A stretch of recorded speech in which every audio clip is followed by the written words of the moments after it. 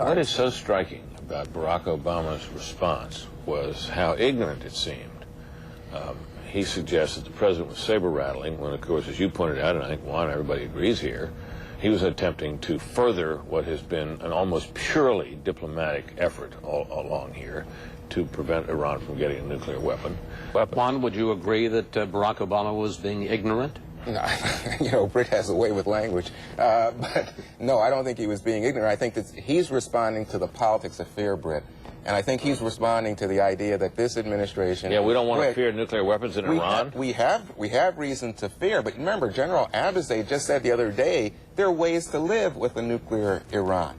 And that where's the ways that we can limit them, isolate them. So it's okay with you if they get nuclear weapons? I'm sorry? It's okay with you if they get nuclear weapons? Well, no, and the question is there's lots of countries that have nuclear weapons. I prefer not have nuclear weapons, but it's not a matter of ignorance. It's a matter of someone saying, you know what, we have to deal with this in an effective way. We did not deal diplomatically, effectively, with what was going on inside of Iraq. And now we're coming to another situation where it looks like war may be pending, and you're saying, oh, no, we're going to definitely focus only on the military angle. This is why, when I said earlier about, you know, the president maintaining control not only over the world stage, but over the campaign, it's interesting to me that in the Giuliani campaign, there's so many people who are these neocons now who want to push the same thing. I think that's why you see the White House now lining up. Speaking of alleged neocons, let's bring in Mr. Kristol.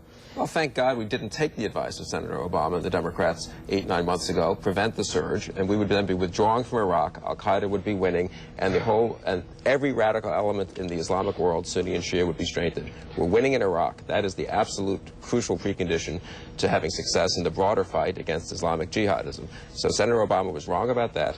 And he's wrong about Iran. Senator Obama's professed position, he's given speeches on this, is that Iran should not be allowed to have a nuclear weapon. He's not comfortable with an Iranian nuclear weapon, and yet we've been pursuing diplomacy for 4 years with our European friends.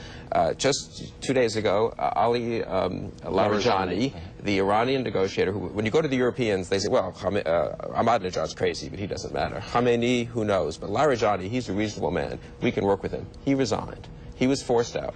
It looks like the Iranian government is going for the full hard line on their nuclear program, and I think we are going to have to be serious about dealing with both their intervention in Iraq, which is now the only real threat, I think, incidentally, to relative success in Iraq, and their nuclear program. When you say getting serious, I think a lot of our viewers are going to say, Kristol thinks there's going to be a war. Yeah, I think there could be a use of force.